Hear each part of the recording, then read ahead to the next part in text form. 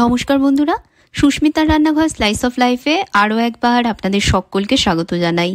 আজকের পর্বে আমরা তৈরি করব একেবারে অনুষ্ঠান বাড়ির স্টাইলে সুস্বাদু নিরামিষ আলুর দম। বিয়েবাড়ি, অন্নপ্রাশন বা যে কোনো পুজোর ভোজে এই আলুর দমের স্বাদ আলাদা ছোঁয়া এনে দেয়। সহজ উপকরণে একদম পারফেক্ট রেস্টুরেন্ট স্টাইলে কিভাবে বাড়িতেই বানাবেন দেখে নিন তাহলে আজকের রেসিপিতে।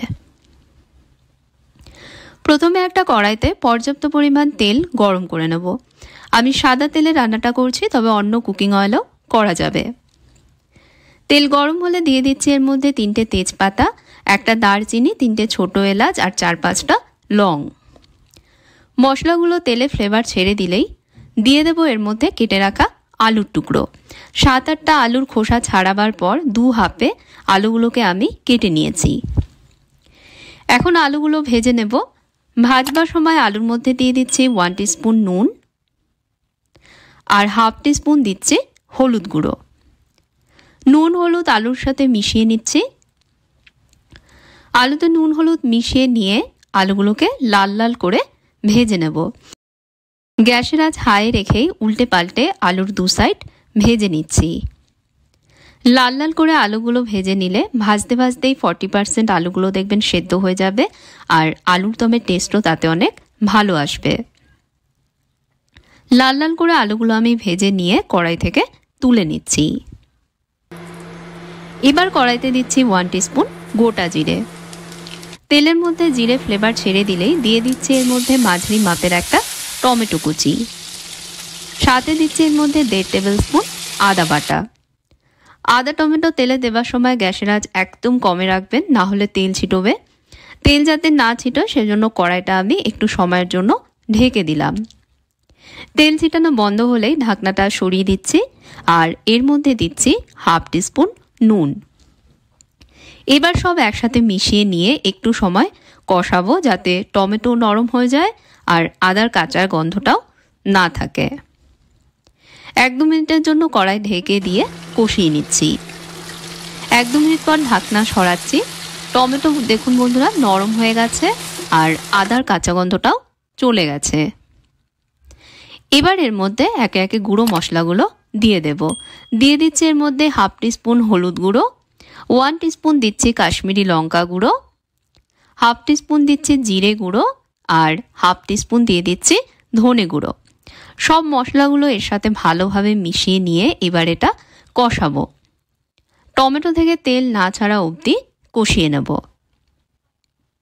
বন্ধুরা, কেমন লাগছে আজকের ভিডিওটা অবশ্যই কমেন্টসে জানাবেন। যদি ভালো লাগে ভিডিওতে একটা লাইক দেবেন, চ্যানেলে সাবস্ক্রাইব করবেন, সঙ্গে থাকা বেল আইকনে প্রেস করবেন যাতে নতুন রেসিপি চ্যানেলে আসার সাথে সাথে জানতে পারেন। আর যদি ফেসবুক পেজে দেখেন পেজে ফলো করে নেবেন। কড়াইতে ঢাকা চাপা দিয়ে মশলাটা ভালোভাবে আমি কষিয়েছি। দেখুন মশলা থেকে তেল ছেড়ে দিয়েছে আর খুব সুন্দর একটা রং এসেছে। এবার আগে থেকে ভেজে রাখা আলুগুলো কড়াইয়ের মধ্যে দিয়ে দেব। আলুগুলো কড়াইতে দেবার পর মশলার সাথে মিশিয়ে নিয়ে আলুগুলোকেও একটু সময় কষাবো।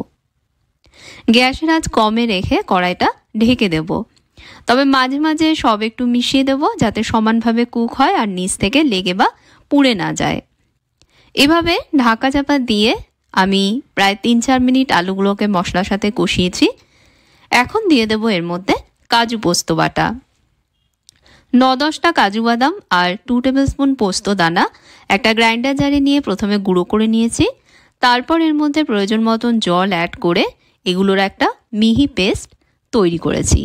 সেই মিশ্রণটাই কড়াইয়ের মধ্যে এখন দিয়ে দিচ্ছি। বাটিতে একটু লেগেছিল, বাটিটা ধুয়েই তাই এর মধ্যে 1/2 কাপ দিয়ে দিলাম জল। এবার সব একসাথে মিশিয়ে নিয়ে আরও 2-3 মিনিট কষাবো। এই সময় অবশ্যই আঁচ কমে রাখবো, কারণ কাজু পোস্ত দুটোই কিন্তু অল্পতেই কড়াইয়ে লেগে যায়, তাই আঁচ কমে রেখে কষিয়ে নেব। এভাবে 2-3 মিনিট কষানোর পর এখন এর মধ্যে দিয়ে দেব প্রয়োজন মতন গরম জল। গরম জল দিলে রান্নার স্বাদও ভালো আসে আর তাড়াতাড়ি আলুগুলো সেদ্ধও হয়ে যাবে। এতটা জল দেবেন যাতে আলুগুলো সেদ্ধ হয়ে যায়। আমি এর মধ্যে 1.5 কাপ মতন জল দিচ্ছি। যদি গ্রেভি পাতলা রাখতে চান তাহলে জলের পরিমাণটা আরও একটু বাড়িয়ে দেবেন, আর যদি আমার মতন মাখো মাখো রাখতে চান তাহলে 1.5 থেকে 2 কাপ জলই যথেষ্ট। এর মধ্যে আমি কয়েক দানা চিনি দিচ্ছি, অল্প চিনি দিলে টেস্ট ব্যালেন্স হবে। আর স্বাদ মতন দেব এর মধ্যে একটু নুন। তবে বন্ধুরা, নুন চিনি এগুলো কিন্তু অবশ্যই আপনারা নিজেদের স্বাদ অনুযায়ী দেবেন। সাথে দিয়ে দেবো এর মধ্যে একটু গরম মশলা গুঁড়ো, 1/2 টিস্পুন হোমমেড গরম মশলা গুঁড়ো আমি এর মধ্যে দিয়ে দিচ্ছি। এবার সব ভালোভাবে মিশিয়ে নিয়েই কড়াইটা আবারও ঢেকে দেব। ঢেকে দিয়ে কম আঁচে রান্না করব আলু সেদ্ধ না হওয়া পর্যন্ত। এভাবে আমি 15 মিনিট রান্না করেছি। গ্রেভির ওপর দেখুন বন্ধুরা তেল ভেসে উঠেছে। দেখে নেব আলু সেদ্ধ হয়েছে কিনা। আলুও দেখুন সেদ্ধ হয়ে গেছে। এখন সব শেষে এর মধ্যে দিয়ে দেবো একটু ঘি। 1 টেবিল স্পুন ঘি আমি এর মধ্যে দিয়ে দিচ্ছি। ঘি দেবার পর সব আবারও একটু মিশিয়ে নিয়ে গ্যাস বন্ধ করে দিয়ে আরও 5 মিনিট স্ট্যান্ডিং টাইমে ঢাকা দিয়ে রাখবো, যাতে ঘিয়ের ফ্লেভার এর সাথে মিশে যায়। 5 মিনিট পর একটা বাটিতে তুলে নিচ্ছি। তাহলে দেখলেন বন্ধুরা, কোনো রকম পেঁয়াজ রসুন ছাড়াই একদম অনুষ্ঠান বাড়ির মতন স্বাদের নিরামিষ আলুর দম কত সহজে তৈরি করে নিলাম।